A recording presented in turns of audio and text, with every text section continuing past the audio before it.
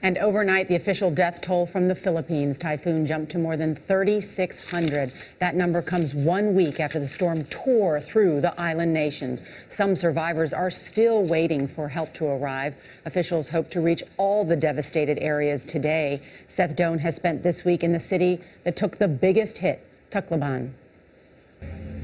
Good morning. The relief is starting to make its way to those affected by this typhoon. The aircraft carrier, the USS George Washington, has now arrived just off the coast here, carrying aid and also, more importantly, more than 20 helicopters to help ferry that aid to those who need it most.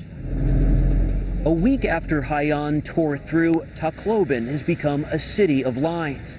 Residents wait in line for the simple things. Here, it took 5 hours to charge cell phones. There are also lines for the much more significant. At this makeshift medical clinic, Dr. Gary LaRosa told us the patients were there before they were. What types of illnesses are you seeing? When we arrived here last Monday, the most common was wounds. The second, third day, diarrhea and upper respiratory arises. The water supply now is contaminated.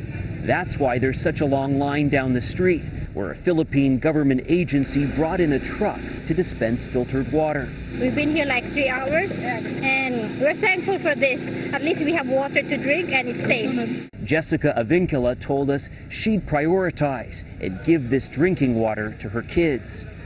It's very dangerous because at some point, people will really get sick with diarrhea and all those, Then there are signs of improvement. We saw more heavy equipment on the streets clearing debris. And for the first time in a week, this gas station in Tacloban opened under heavy security.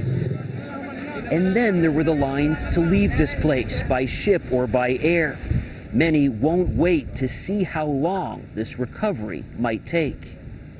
The government here in Tacloban is virtually paralyzed. Only 70 workers are currently on duty, compared to roughly 2,500 that normally would be.